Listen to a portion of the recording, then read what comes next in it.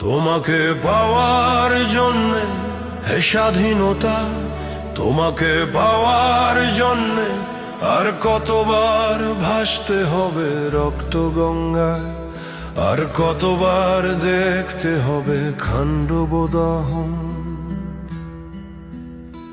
তুমি আসবে বলে হে স্বাধীনতা, সাকিনা বিবির কপাল ভাঙলো। 1971 একটি যুদ্ধ, একটি জাতির জন্ম, আর সেই যুদ্ধের শব্দ হয়ে উঠেছিল স্বাধীন বাংলা বেতার কেন্দ্র। এই বেতার কেন্দ্র থেকেই প্রতিদিন প্রচারিত হতো এক অনন্য অনুষ্ঠান, চরমপত্র। রচনা ও পাঠে ছিলেন মুক্তিযুদ্ধের কণ্ঠস্বর এম.আর. আখতার মুকুল।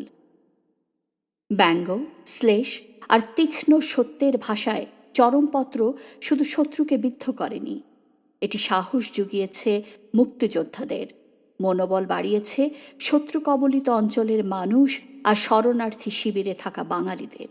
স্বাধীনতার মাস মার্চে আবৃত্তি অনলাইন নতুন প্রজন্মের শিল্পীদের কণ্ঠে এই ঐতিহাসিক চরমপত্রকে অডিও বুক আকারে নতুন করে তুলে ধরছে। শব্দে শব্দে ফিরে দেখা এক মহান মুক্তিযুদ্ধ। এটি শুধু আবৃত্তি বা পাঠ নয়, এটি ইতিহাসের সঙ্গে নতুন প্রজন্মের সংযোগ। জয় বাংলা, জয় হোক স্বাধীনতার চেতনার। জয় বাংলা, বাংলার জয়, জয় বাংলা, বাংলার জয়। হবে হবে হবে হবে নিশ্চয়, কোটি প্রাণ একসাথে জেগেছে অন্ধরাতে নতুন সূর্য তারে।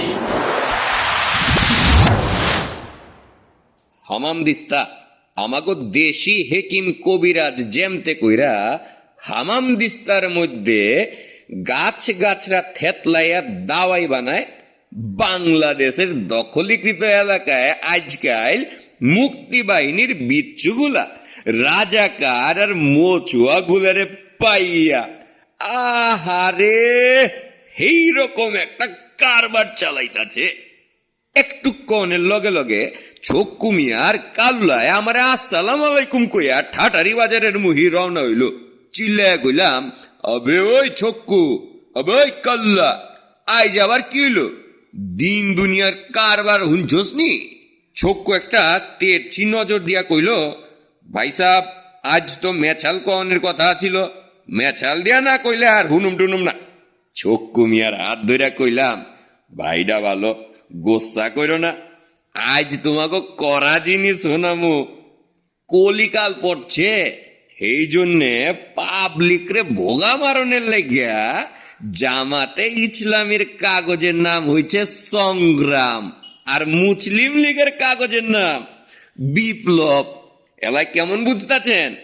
এই দৈনিক সংগ্রাম কাগজের এডিটর সাহেবের নাম হইতাছে মাওলানা আখতার ফারুক, বাড়ি বরিশাল। এই ফারুক কায় বরিশালে থাকনের টাইমে এক জবরদস্ত পীর সাহেবের সাগরেদা ছিল। এই পীর সাহেব একদিন তার সাগরেদ গো একটা ফতোয়া দিল, মাইয়া মানুষের ছেঁড়া ফাট্টা কাপড় দিয়া কাঁথা বানাইলে এই কাঁথা গায়ে দিলে না পাক কারবার হইব। এই ফতোয়া না হইন আমাগো পাতি মৌলবী ফারুক সাহেব মাঘ মাসের টাইমে মুরিদান গো হাল হকিকত দেখনের লেগা গলা চিপায় যাইয়া হাজির হইল।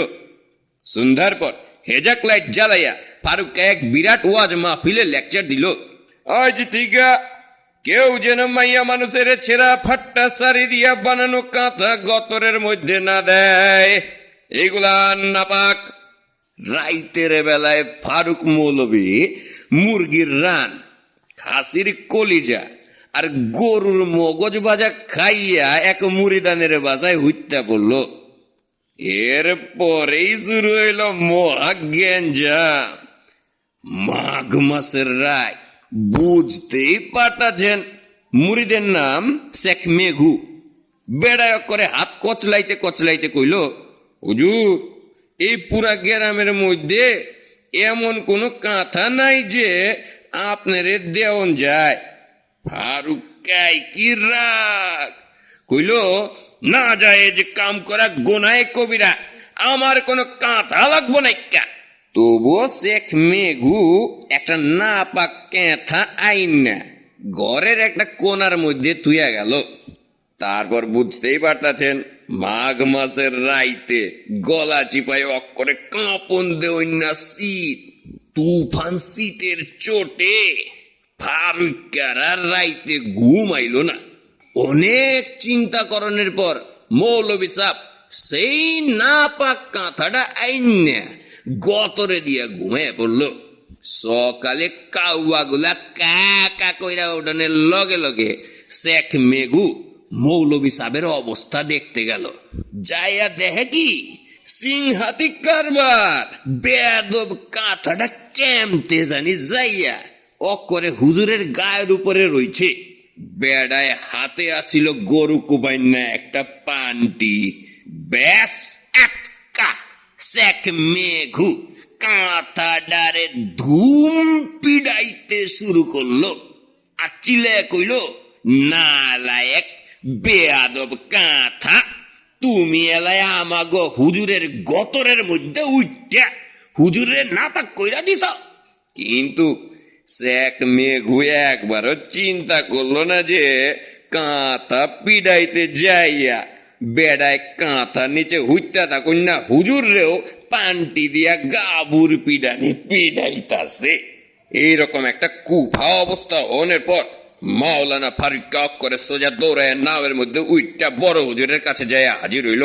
কুলুপ দানের মধ্যে গলুত কইরা এক গাদা পানের পিক ফালাইয়া বড় হুজুরে কইল, আবে না দান বুদ্ধু কায়কা, তোমারে আমি কাঁথার ব্যাপারে যে ফতোয়াটা দিছিলাম সেইটা হইতাছে ওই চৈত বৈশাখ মাসের ফতোয়া, আর তুমি কিনা সেই ফতোয়া যায় করা শীত এই মাঘ মাসে যাইরা বইছ। সেনাপতি ইয়াহিয়া রখন মাওলানা ফারুকার অবস্থা হয়েছে মুক্তি বাহিনীর গাবুর মায়ের চোটে বাংলাদেশের দখলীকৃত এলাকার হাজার হাজার মোছোয়া সোলজার হতাহত হনের গতিকে সেনাপতি ইয়াহিয়া যখন সেম চাচা মানে কিনা নিক্সন সরকারের খবর পাঠাইছে, हम लोग का हालत बंगाल मुल्क में बहुत खतरनाक हो गया, टिक्का खान भाग करके वापस हो गया। বোধের সভ্য জাতি, মূল্যবোধের ভক্ত জাতি, সাম্প্রদায়িক সম্প্রীতিবোধ একাত্তরেই ছিল।